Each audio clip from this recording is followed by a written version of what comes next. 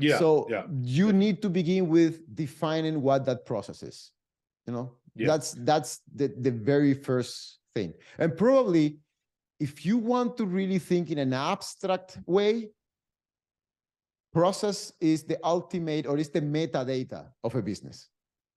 Hello and welcome to B2B Tech Talk, the podcast where two experts in the field of technology and business come together to discuss the latest trends and developments in the world of B2B. Join Enrique and Jose Enrique as they dive into the most exciting and innovative technologies driving the B2B landscape forward.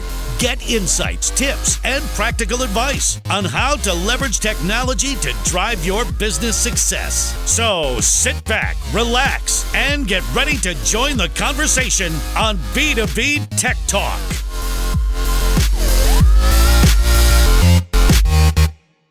And welcome back to the B2B podcast.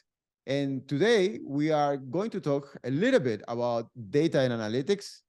And I'm looking forward to this conversation. I've been working in the space for a while, and I'm looking forward to see what questions you have for me today and see where the conversation goes. This is a really broad topic, and the conversation can go in any possible direction. So looking forward to see what we discover, what topics we enter, and what areas of business we address. So what do you have for me? Tell me. Yes, for the people listening to the podcast, we don't have a script. We have a broad topic that we want to talk every chapter, and then we just talk about it from our experience and what we know about it.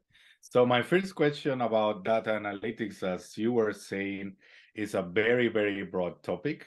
Will be, what is analytics?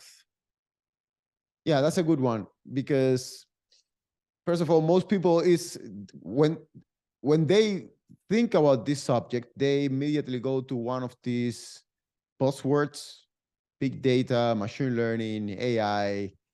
I rather encompass the whole universe of data topics in one thing, which is analytics. At the end of the day, you are running analytics based on data that you get from your business operations, your logs, data that is generated by the different departments you have in your organization, you name it.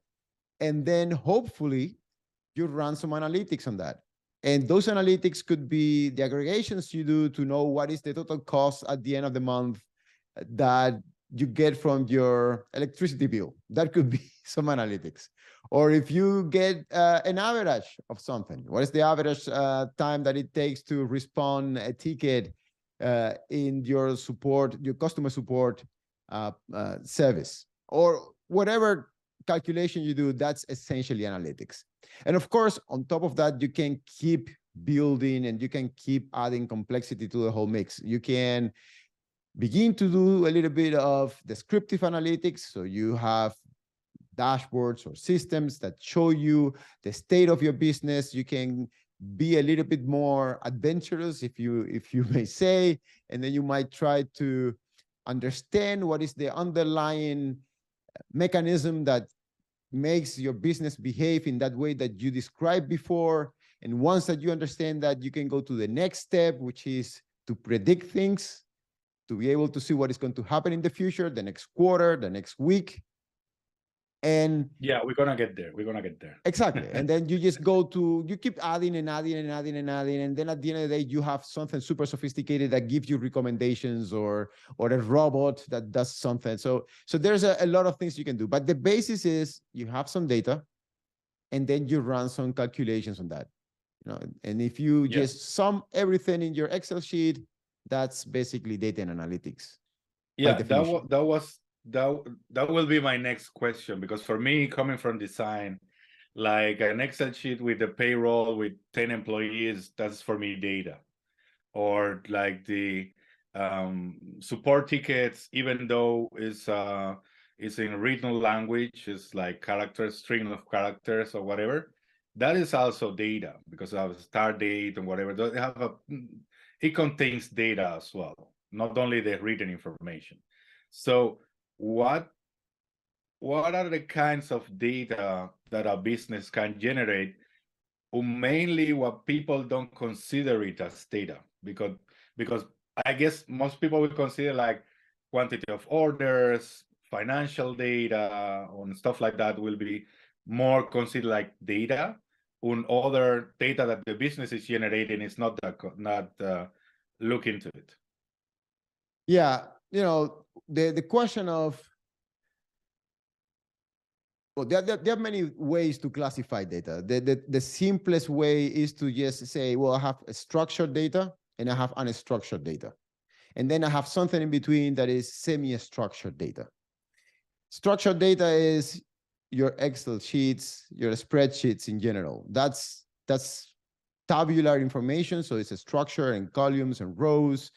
And you define, usually in every single column, you have a particular type. So if you decide that one column is going to be date, well, under that column, you just have a collection of dates when the different events happen. That's the general idea of a structured data. So there is some certain structure and there are certain types, meaning the kind of information you have is either all strings or all numbers or dates, that sort of thing. And then you have the other side of the spectrum, which is unstructured data. And you can think about unstructured data if you have images, if you have 3D models.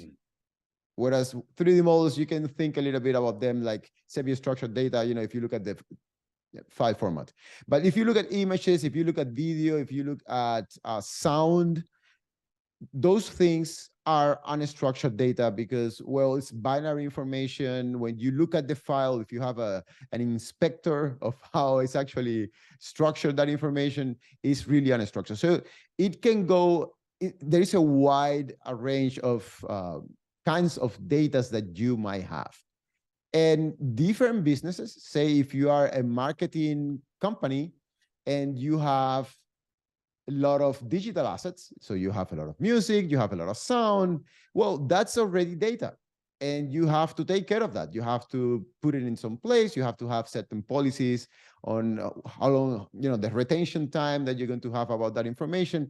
And obviously you use it in a different way that you would use, say, a spreadsheet, right? But at the end of the day, both are data that power your business. Is the way that you it's the blood, the lifeblood of your business, because at the end of the day, this is what you use to deliver value to your customers. Yeah. So that brings me to my next question, and that will be, in your experience, what is the data that most businesses want to analyze? Well, that's a tricky one. That really depends. That really depends. That's a really good point. There is a lot of data that is generated by the business, and people is not even aware that they are generating that data. If you have an e-commerce operation and you have a website that is generating logs of how many people is visiting your website, well, that's already a lot of information that you can analyze to understand the behavioral patterns of your visitors, how long they're staying, what pages that they're staying, but also to understanding the infrastructure of your service. How is your website behaving on the weekends when probably you have the most visitors, or on the evenings versus what is happening during the days, in the weekdays that people is supposedly at work and perhaps they are not visiting your website that much. So that could be valuable information for sure. It could be really valuable information if you have a brick and mortar business, how your competitors are doing. If you could understand, and this goes in this direction of the so-called dark data, which is this data that is not easily available, say, in the internet. So you have, I don't know, it's the kind of data that you cannot easily find in Google or in Bing if you run a search. That information sometimes is really, really, really important. Because if you, let's say you have a chain of supermarkets, you want to understand how your competitors are doing. You want to understand the demographics in your neighborhood. You want to understand what what is people buying in the different places, what are the different schedules they have, what time of the week they use, how the traffic conditions are to optimize when you get your goods, and when you know, all this information regarding to what is happening in the neighborhood could be important. So it really depends on the vertical you are in, the kind of data that you might want to analyze. In general, businesses, you know, most businesses have some sort of marketing operation, so it will be important for them to understand how the general market behaves, how the consumers in that market behave. So that's general information that I think for most people is important. Most companies also need to hire people, and having information about the job market, the workforce market, could be also really important for many organizations. And the list goes on, depending on what kind of areas of the business you're looking at. So every single business area that you have generates and might consume data, and depending on the vertical you are in, that might be of interest or not, or it might be really easy to get or really hard to get, because there's data who is really, really hard to get. I was looking at the other day a podcast, a guy was talking about this organization he has, that they cold call companies, faking being a client just to get information, for instance, about their prices. So you see people doing this kind of thing, because it's really hard, for instance, in the B2B space, especially in the SaaS space, the software as a service space, to get information about pricing. So some companies have a very transparent pricing policy. You just go to the pricing webpage and then you see all the tiers they have. But some companies in some spaces, they don't. So you need to use these social engineering kind of tactics. Yeah, exactly. Yeah. To get those prices. So there's a wider range of data, and also wider range of ways of getting to that data. And sometimes, you know, it just requires being street smarts, or just, you know, just brute force, have a scroll in the internet, and, you know, crawl in the internet, and then get all that information. Yeah. So we were talking about the business generate a lot of data themselves that they probably don't analyze, and you need external data, or maybe the dark data, as you were saying. Now, not everybody in a company, not everybody in a business, in a group, in a team, can do this analysis. So I have here of the data scientist, the data engineer, the analytical people. So what are the roles, and what is the difference, more or less? Well, you have, of course, you have several specializations. It really depends on the size of the company. If you have a small company, probably there will be one person that is wearing all the hats. So this person is going to be doing data science and data engineering, and is going to also be doing the software engineering part, and also taking care of the infrastructure. So this person is doing basically everything. The bigger your organization is, and especially the ability your organization has shown to use in a meaningful way the data is gathering, because processing data could be expensive. So I think it's important for an organization to justify the investment in terms of progressive returns of investments. Once that you have that you see, okay, we have a business case and we have a process in place that we see we're getting our money back of the investment, we have an ROI, then you slowly begin to see this split between data scientists, business analysts, data architects, data warehouse engineers. So you begin to see these different specializations depending on the size of the organization. And again, it really depends on the needs and the scale.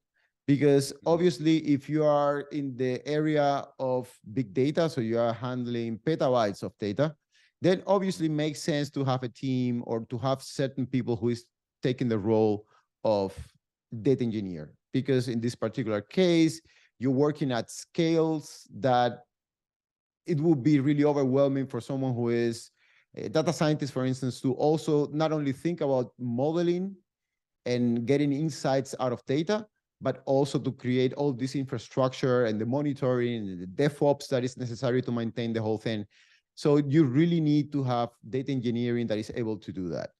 Same thing happens with your data warehouse. If you have a classic data warehouse, well, you might need data warehouse engineers, or you will need BI analysts that are able to run those queries and get those insights, get you those reports that show you the state of the business. So it really depends on the organization, depends on the scale. And I want to really emphasize that again, it really depends on the returns of investment that you are seeing from your previous data operations. Because what often happens, especially if you are running the data operation or the data organization within your organization, is that if people don't see that there is a return of investment, then the degree of credibility that the data organization has begin to decrease. Because these investments tend to be massive. So for this reason, it's really, really important to do something small, have a small victory, and then move on, have a bigger victory, and then keep moving on and on and on and on. Instead of just going massively and have a massive team of 20 data engineers and 50 data scientists and that level of scale, because it might not actually solve the kind of problem that you might be facing in your business. Yeah, makes sense. So my next question, so you have a bunch of data and you have the people to manage the data and whatever. I'm gonna ask a couple of questions on that process of getting the data, sorry, managing the data, or making the model, etc. We're gonna get to that. But before that, it comes to my mind, like, where do you start? Like, it's what makes sense to start from, oh, I need to gather all the data that I can from my business, or I start in the other end, is like, this is my goal that I wanted to, I don't know, increase sales or increase page views or increase subscribers. So starting with a business goal on trying to figure it out how to get there using analytics, or starting just blindly collecting data and see what comes from that. Well, there's a lot of ways you can go in that question. There are several maturity stages in terms of what organizations do, and obviously the journey is not linear, but it goes more or less like this. The first thing that you need to do is, when you have certain data, say you have a spreadsheet, right? And the first thing that you need to do when you have a spreadsheet is to understand what do you have in that spreadsheet. Once you understand, you really have some really good insights. Okay, this is what this spreadsheet is telling me. This is the current state of my business. Then you are beginning to get certain amount of value of your data. For instance, if you have a smartwatch, right, and then it's measuring your health signals, and then well, this is my heart rate, and this is how many calories I burn in the day. You have a snapshot of how the business that is your body is working.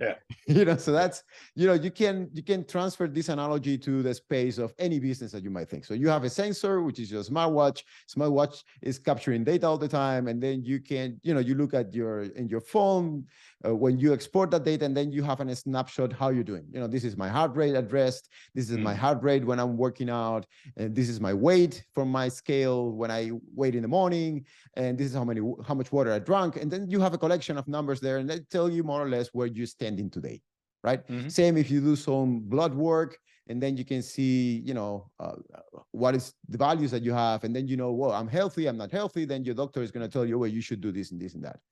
And that's descriptive analytics. You are describing your system. You are understanding how your business is working. You need to know if you are on budget, right? If you have a budget and you are buying goods, spending, you need to know, well, am I on budget or not? How does the whole thing looks? If you are running a an e-commerce website, and then you realize that in certain periods of time your servers are overloaded. Then well, I know now that on Fridays evening my servers are hot red because there's a lot of people visiting them.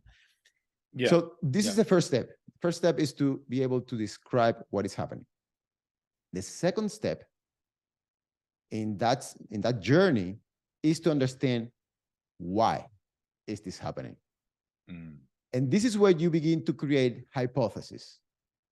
Again, this is not necessarily a linear journey. Many people just skip the part where they think why things are happening. But it would be great to know why things are happening.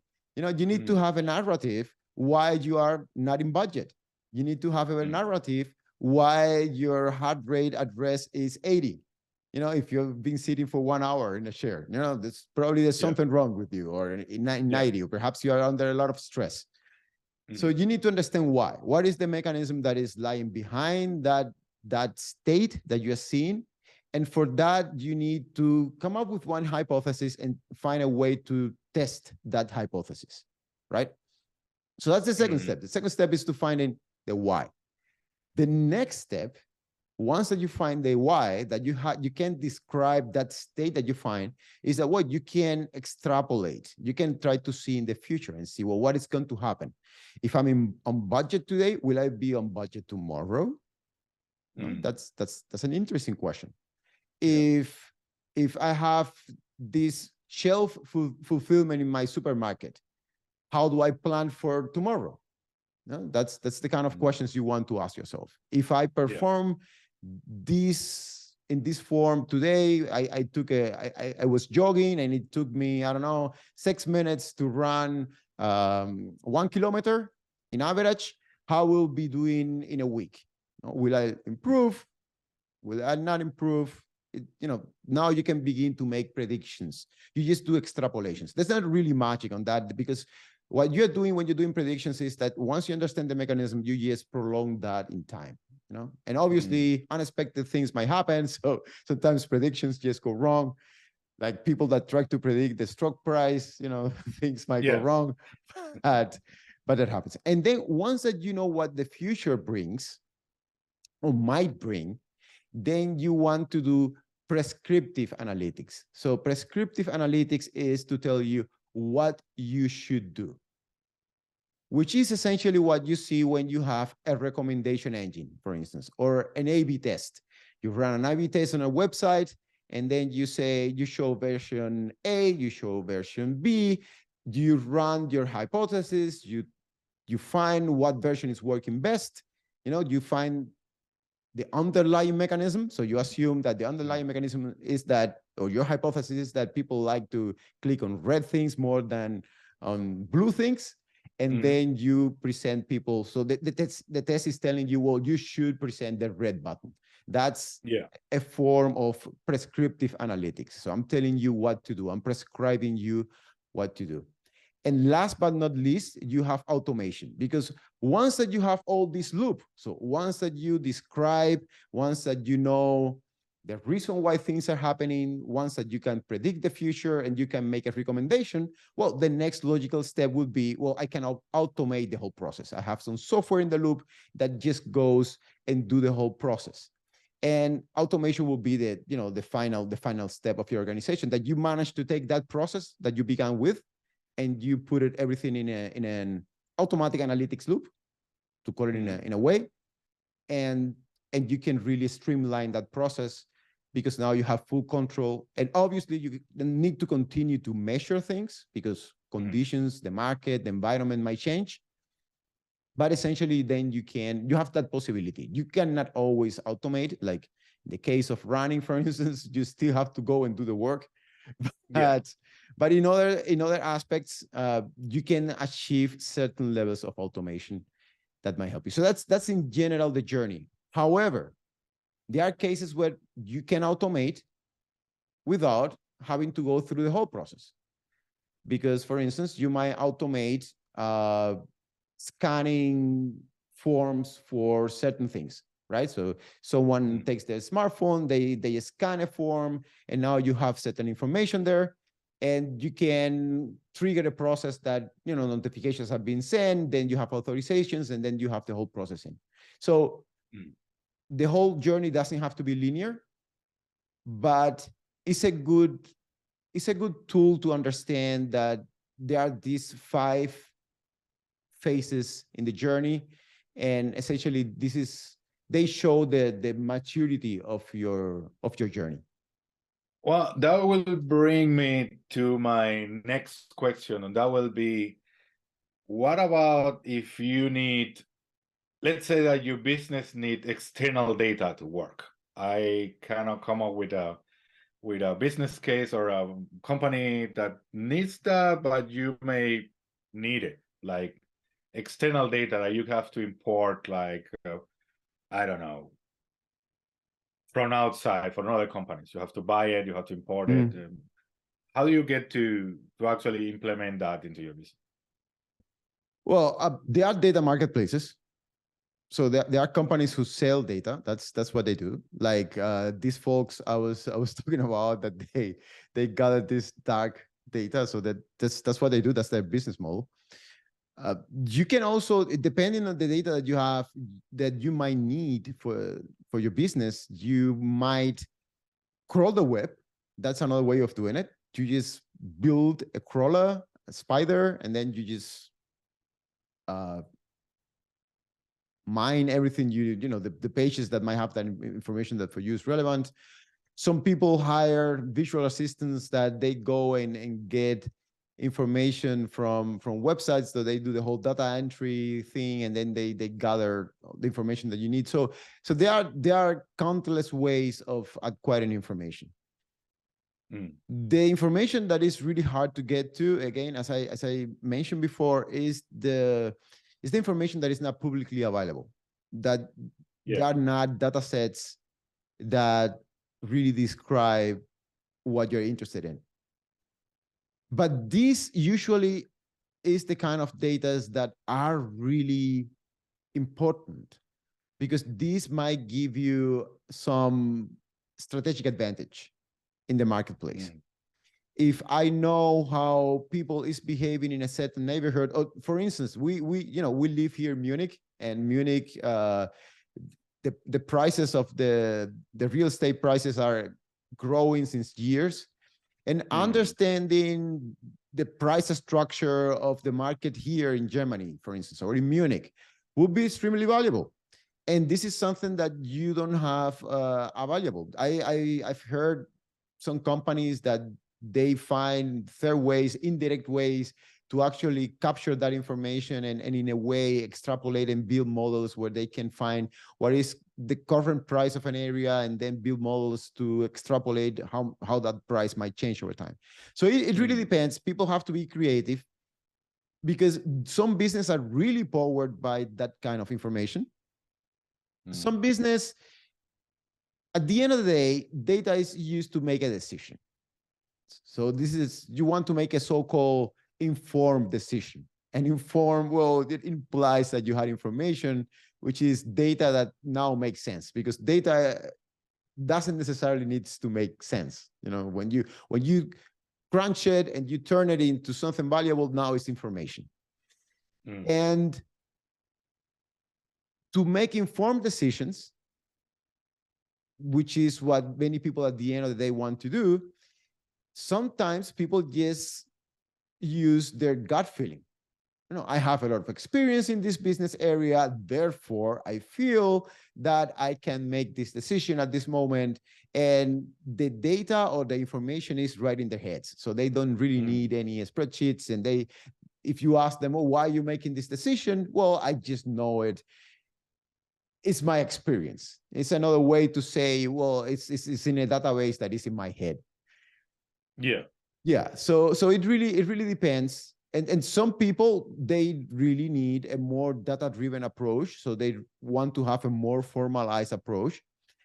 The advantage, in my opinion, of having a data-driven approach, which is what I believe in, is that you can run tests and you can validate or you can determine that your hypothesis was not correct. So it's a more scientific approach to the process of making decisions based on the information that you have. But that doesn't mean that certain people who have a lot of experience working in some things, they don't really need data in that formal way. If you are a craftsman, you know that this particular wood will work well for that kind of furniture. Why? Well, because we have historical data. I learned it this way, and the person who taught me learned it from the person who taught him, and we have a historic tradition of that, and therefore we know this works. And that might be fair enough in many cases. You see industries that work in this way. However, if you could add on top of those industries a layer of analytics where you can really reproduce and challenge some of those assumptions, probably it's going to be better. Probably. But it's yet to be found. So it's not a given that using analytics is going to make your business better. It might be that the cost of doing analytics for your particular case is much higher than just keep doing the things the way you are doing it right now. It might be that the gains that you might reap are not as big as you might expect. So you have to put all those things in consideration. It's a so-called total cost of opportunity. If the cost of the opportunity is too high, then probably doesn't make it much sense to go there and try to actually apply this kind of system. So it really depends on people. Again, my recommendation is always begin small, and from there experiment and move on. However, I found this also very interesting. There are some companies who are trying to bring analytics to more classic brick and mortar businesses, like hairdressers or more like pops, mom and pops kind of shops. They're trying to bring this approach, and in some cases it's really successful because then they manage to really expand a lot. Because obviously, if they find an edge, first is if they find a way of gathering enough data, and then they really found that they have an edge, or they find a way of executing their business that previously was not very clear or intuitive, then they might actually have an edge against their competition, and they might have a really huge advantage. So it's worth to take a look at it, but there's the risk that the return of investment is not going to be there. Yeah, makes sense. Now, you were talking before about getting data from different sources on that kind of stuff. What about data quality? Because if you buy some data, that data can be garbage. That's actually a huge topic. When you are building, say, a machine learning operations pipeline, because now you're really doing some serious work in analytics. There is this common phrase, garbage in, garbage out. So if the data you are feeding your business is crap, well, you're gonna, your predictions don't expect that they are going to magically be great. The models are only as good as the data you are feeding them with. And therefore, even if the quality of the data is good, there might be the case that data is not super clean. Say, for instance, you have all the Excel sheets that are in your organization. There's a bunch of people creating a bunch of reports in Excel or in any other spreadsheet that you might have. And suddenly, there are a bunch of mistakes and typos, and there is not an organized way, a structured way of entering dates, for instance, or entering decimal numbers or currencies. Then obviously, if you try to run an analysis, a very simple analysis, if you just try to make an aggregate, a sum of the total of currencies that are wrongly formatted. You use a comma instead of a point, or you just miss them.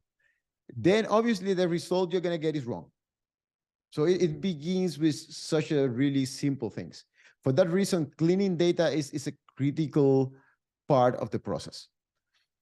Cleaning data is really could be a very expensive process, because depending on where you get the data from and the reputation of the source of your data, might vary the amount of effort that you have to put in terms of how much effort do you invest in cleaning that data. If you're buying that data from a very reputable source that that they really take care of cleansing that data, that is really good, then obviously still you need to sample the data, and then from that sample you run a test and you realize, oh well, the probability that the rest of the data is good is fine. Then you can just trust that data. If you acquire that data yourself, then probably you have to be a little bit more careful. So one critical question that everyone should ask themselves when they are taking data is, what is the origin of that information? How did I generate that information? Is this manual entry? Who did that? What is the track record in creating that data? Is it an automated process? It's not an automated process. All these variables come into consideration to really understand what is the general quality of that data. And then obviously you could also use automated methods to analyze the quality of the data. So you could run statistics on that data, to understand, okay, what is the quality? How many errors do I have? What is the amount of noise? What is the entropy that I find in a column? These kind of analyses are possible. So it can get really sophisticated, the way that you understand the quality of the information you're working with. But it's definitely the first step in this whole pipeline. Before you do the understanding of the state of your business, you definitely should understand where your data come from and what's the health, if you will, of that data. Because again, the important thing to keep in mind is garbage in, garbage out. Yeah. I remember from when I was working for this company who was doing CRM, one of the problems that we encounter is like when importing data from different systems, like duplicate names, duplicate companies, duplicate telephone numbers, the same telephone number twice because the one is with 0 at the beginning, the one is not, or whatever. So that kind of, I remember very well, like the software that we were building, having to deal with that. We actually have a process to merge or do whatever. The strategy was to cleaning that data, actually. Yeah, that was a big problem back in the day. What do you recommend for people that have a business? They don't even know that they are generating data. Like common stuff like, sales, on finance, on payroll, everybody have. So that is some data to start with. But in your experience, let me rephrase that. What are the common data pipelines that you were calling before that people tend to implement? Well, of course, we are biased because we work with technical companies, so we are a little bit biased here. Yeah, but I would focus on the process. The simple answer to that question would be, I would focus on the process. I was looking not long ago to a book I would recommend to anyone who has a business or is also running a team to take a look at this book. The title is Systemology. And the idea behind that book is it's meant for medium, small businesses. But I think even for people who's running a team, is managing a team, would make sense. Big organizations already have mapped their processes. But the idea behind this book is to map your business processes. And once that you have these business processes, because this is what you're doing, the goal of gathering data would be to optimize, to streamline that process. So a way to think about it would be, okay, I have identified this process. Say I have a payroll system, and I have different ways of going through the whole payroll system. So first, obviously, I have the employees that I have my budget, and then how do I do that? I have to do the whole tax deduction process, and so on, so on, so on. So I have all these steps in that pipeline, and I have documented in my current snapshot. So in this current moment in time, how that process looks like, who are the persons, the roles involved in doing what during that process. And then once that I have mapped that process, the question will be, well, how can I optimize that? In the ideal world, how could I automate that process? How can I make it even faster? Like really fluid process. And from that question, I would walk backwards and ask, well, what information do I need to know in order to streamline this process? And that's the way I would approach that for any kind of business. Now, the challenge is, especially for smaller organizations, is that most of them do not match or do not map their business processes.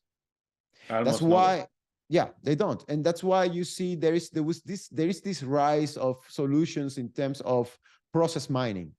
But process mining tends to work for those organizations that have systems that allows you to gather information about the processes that are running in that organization. So if you have some sort of logs or people who are entering in an Excel sheet, oh, you know what, this order came in, and then this order was passed to this, to this other guy or gal, and then there was a voucher, so I have to split and go in this other direction. Well, some organizations keep track of all this. If you keep track of all these journeys, of all these customer journeys, for instance, in this particular case, then congratulations, you might be in a position to actually implement analytics, and your goal should be to try to optimize those processes. So you gather as much data as you can, and then you try first to understand what is the current state of your business, how that process looks like, how long it takes to go from this character or this person in the process to the next person in the process to the next person in the process. Where are the bottlenecks? All this information. What is the cost of moving from one step to the next? All this information. Once that you have that, then you can think, well, how can I optimize? Right? How can I predict how it's going to behave if something happens next week? How much people do I need to allocate for this or that? And then from there, you begin to optimize. But the first thing would be always to try to understand what your processes are, and then to be able to describe what your processes are. And again, this applies to everything. You should, I think, every single organization, not only at the level of, obviously at the level of the whole organization, but also inside of every single team in every single department, they should have well-defined processes. Even if you work in organizations where everything is extremely fluid, it makes sense to have a delegated person that is in the position to build those processes, who is able to map those processes. Because if you ask, for instance, the persons who are really involved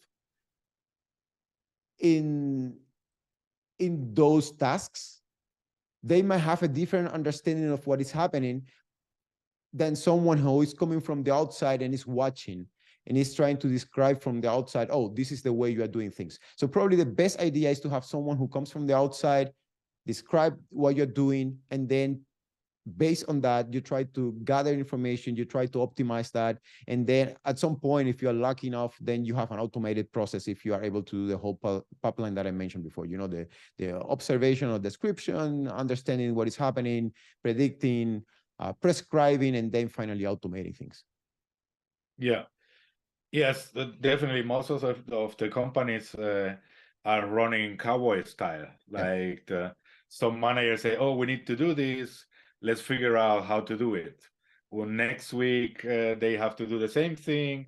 Or maybe they do it the same way, or one person is on vacation and they're doing a different way. So it's like cowboy style, and they are operating in that mode all the time, which what you were saying is not streamlined or maybe not that productive, let's say. Yeah, in some it's but on the other hand, it requires, that's why it makes sense to bring someone from the outside to do the mapping, because if you are engaged in the constant fight, if you are engaged in the struggle, then you might not see it. You might think, oh, no, we are in a very dynamic environment, so we need to act in a dynamic way. However, if you have processes in place, if someone goes on vacation, for instance, then still there is a process, and there is a clear description, and there are clear expectations of what should be done. So for that reason, I think the whole journey really begins with processes, because at the end of the day, if you really think about it, the only way to have something automated, if you automate something, it's because you are writing in code the process. Yeah.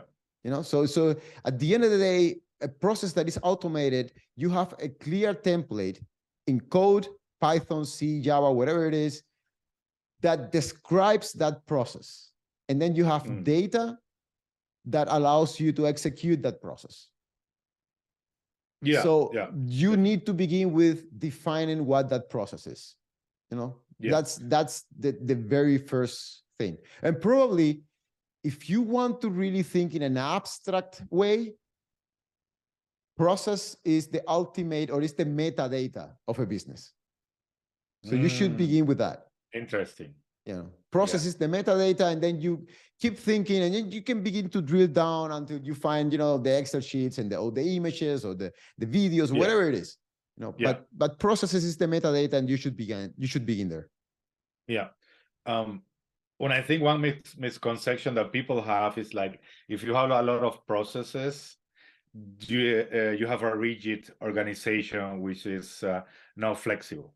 But my opinion is, if you have well-documented processes, which is different than a lot of processes. You can have a lot of processes, but they should be well-documented, and everybody should be aware of how they work.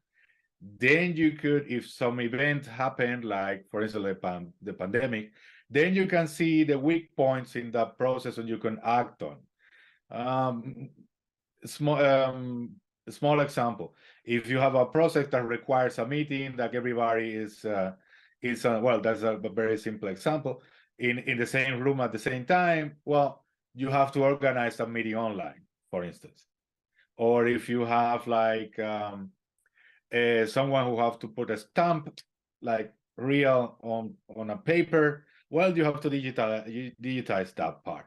And if you have to describe in a process what every step is, then you actually are more flexible to adapt to the changing environment of the marketplace, which is one important quality that the business need to survive, like adapting in the marketplace, because it can change from one minute to the other. Yeah, you know, you can. I like to, when people challenge the idea that it's hard to map a process in an organization, I like to always come to the same example, which is sports. You know, if you play baseball, I mean, we are Cubans, so we used to play baseball. There's always a double play, you know, and a triple play, and those plays that are clearly defined. It's like the shortcut catches the ball, passes to the second base, passes to the first base. Now, the trigger for that play is a hit. You know, someone hits the ball, and then it's a random process kind of, so people have to catch the ball and throw. But there is a clear process depending on the conditions. You have a man in the first base, you know, then you know what to do. And baseball is pretty dynamic, yet you can have clearly defined processes that drive the way you play the game, right? Yes, And sure. having a really well connected team that knows how to play and know how to react make things much more easier. So usually the team that is going to win the playoffs it's going to be the team that has obviously the best players, but also the team that works the best together. And same thing applies to the to fighting sports. In judo you have procedures, you have throws and you learn the throws, and then obviously you go to a competition and then things change and then you try to adapt, but at the end you have a procedure. If this person is in this position, well, I need to move in this other position to throw them. So if it works in sports, if it works in football, in basketball, in baseball, in judo, in boxing, everywhere, then obviously it's going to also work in business. And there is no way to justify and say, oh no, my business is too dynamic. Well, I guess your business is not as dynamic as a boxing match. It's not going to be, or as an MMA fight. It's not going to be. Yeah. You're selling books by mail. Your business, it won't be dynamic as a football game. Exactly. You can always, I think that analogy is pretty good because then the justification not to map processes is really not there. Yes. And it really boils down to have a specialist, someone who comes from the outside and understands what is the underlying, see through the matrix and see what are the processes that see the code of the matrix. Exactly. See the code of the matrix and see the structure in the chaos. And once that you see the structure in the chaos, then you might do that. There is a really interesting example. That in the past, we were doing a little bit of sports betting. You recall that. And the sports betting is a really interesting case. Sports betting, for instance, we began to gather a lot of data about sports. And by gathering data about sports and describing that data, we were able to understand what are the underlying processes within the sport. And that was done for a sport that looks from the outside as unpredictable as MMA, mixed martial arts. Yeah. And if you really run some analysis there, you see some underlying processes, laws that you can observe, and it's predictable what is going to happen.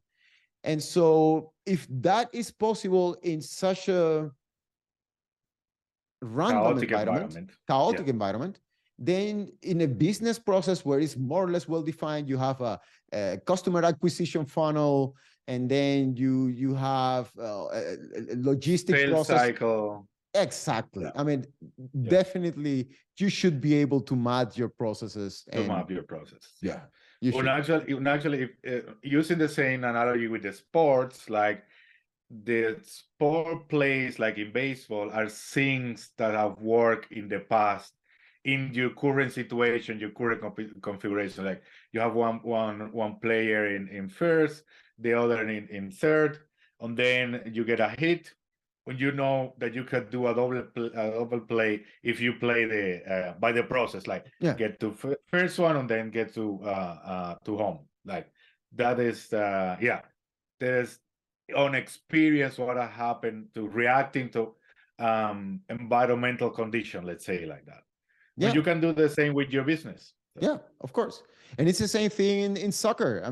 There are certain formations. If you know that this team is too offensive, then looking at how many players I have that are really healthy at the moment, that are really fit, then how I will play, who is going to play in which position.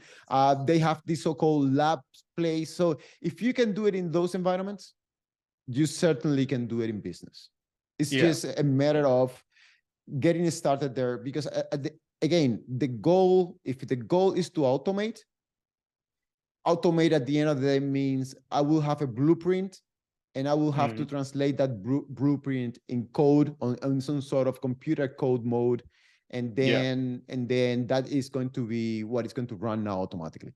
So Yeah, just to clarify, when you say a program, people may think there is one program that is automating the whole process, which in reality, they are different systems that are connected together. When you run one piece of the project, process in one system, and then move to the other system, they may be a couple of people in between, and then you ends in another totally different system. So it's not like one computer who is controlling the whole process. Is a set of, it's a pipeline, it's a product.